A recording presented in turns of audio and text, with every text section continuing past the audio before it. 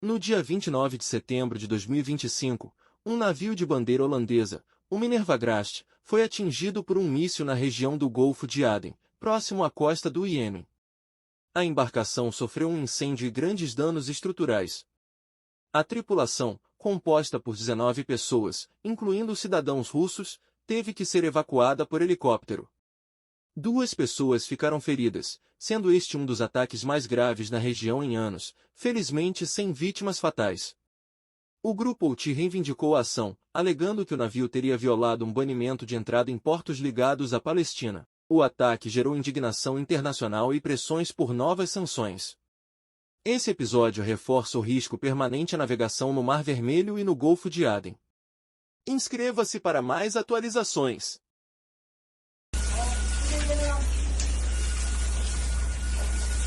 Sei se